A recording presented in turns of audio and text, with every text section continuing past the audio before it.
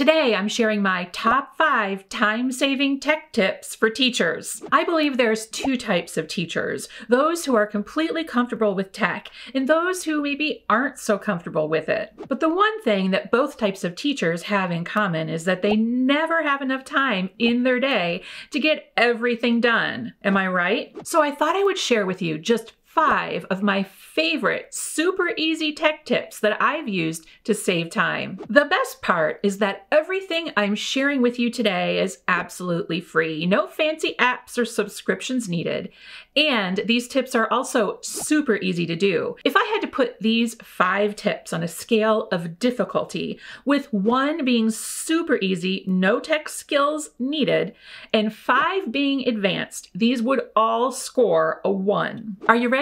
Let's dive in. Tech tip number 1 is using canned responses in Gmail. If you find yourself spending way too much time composing and responding to email, then this tip is for you. I remember the very first time I ever learned about this feature. I was so stinking excited because it really does save you tons of time composing and responding to all the emails. You can use it for sending a follow-up to get parents to fill out important information, reminders about lunch accounts, asking for absence excuses, and all of the other fun stuff that we as teachers get to do after our first job of teaching the kids ends and our second job of endless amounts of prep work and paperwork begins. Now remember, if you're a podcast listener and a visual learner, you may want to hop over to my YouTube channel so you can see the demos of all these tips in action. Here's how canned responses work. It is so stinking easy. So the first thing you need to do is be sure that templates are enabled in your Gmail account.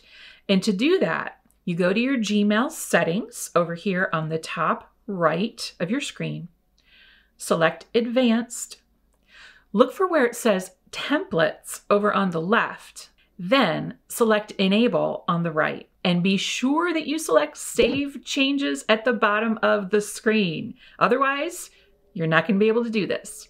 Now, go back to your email, tap the Compose button, and when the Compose window pops up, add your subject line, and then type your canned message. Now, keep in mind that if you need to personalize your message each time you send it, you can type placeholders to remind you where to add personalization.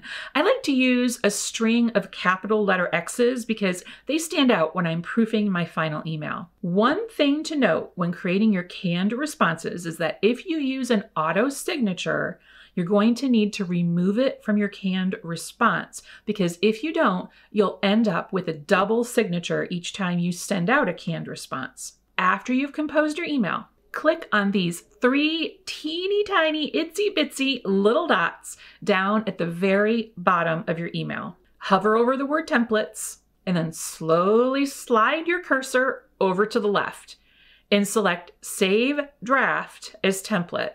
Then once again, move your cursor to the left and save as New Template. Give your template a snappy name so you can quickly find it again, and you're good to go. And the next time you need to send a canned response, you just click on those 3 little dots again, hover over the templates at the bottom, and select your preferred saved canned response. Tech tip number 2 is to schedule when your emails will be sent. And this goes along with tip number 1 of using canned responses. It's another super easy time saver. Now let me ask you a question. Do you get work emails at all hours of the day and night? And do you ever feel the need to respond right then and there, even if it's after hours, because you know that you won't have time the next day, or you're worried you might forget? Well, you can kiss that problem goodbye because Schedule Send is your new BFF. Here's how it works. First, you're going to compose a new email, or better yet, use that canned response feature we just talked about in tip number 1. And when you've completed your email, click on the down arrow next to the send button. Then you can choose the date and time you'd like your email to be sent. Now, sometimes it will say tomorrow morning at like 8 a.m. That's just a suggestion that they do. You can set it for any time and day that you want. This feature allows you to reply to an email whenever you read it. Let's say it's 7 p.m. in the evening, but instead of hitting that send button, you schedule the email to go out the next day when your school day begins or whenever you want it to. Scheduling your emails will help you maintain your professional boundaries with parents by establishing very clear and consistent work hours instead of being available 24/7. And that brings me to tech tip number 3, which is ad-free YouTube. Now, YouTube can be a great tool to enhance learning and build background knowledge in the classroom.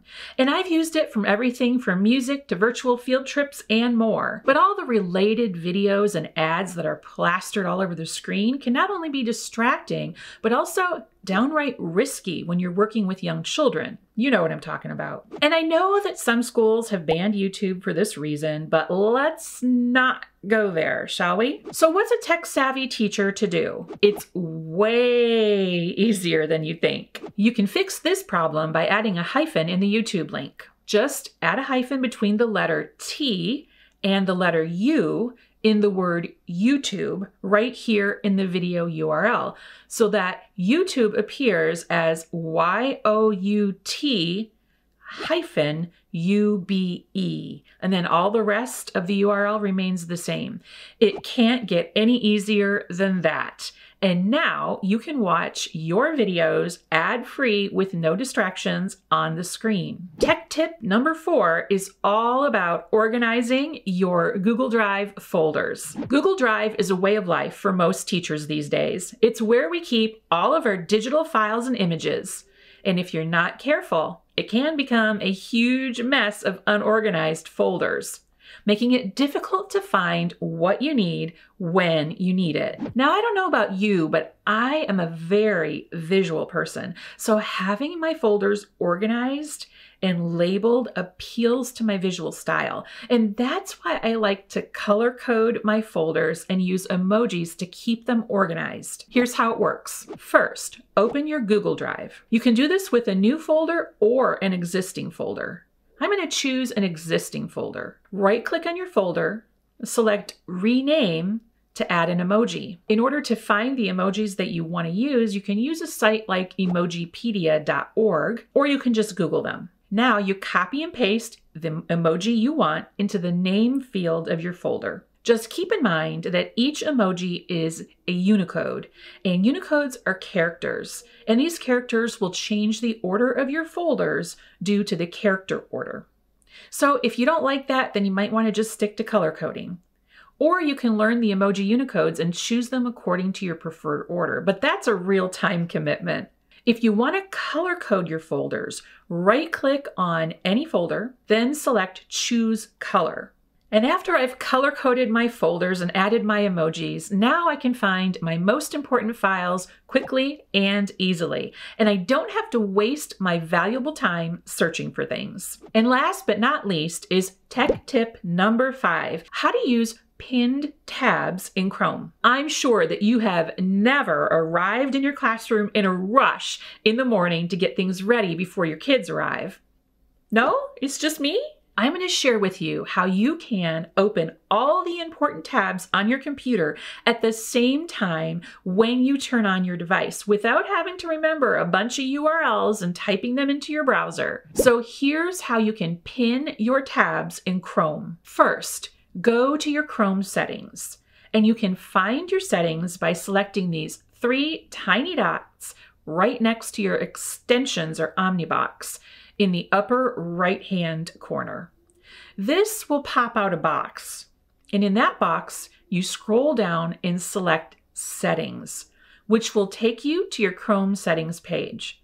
Now, on the very left side of your Chrome settings page, select On Startup and select Continue where you left off.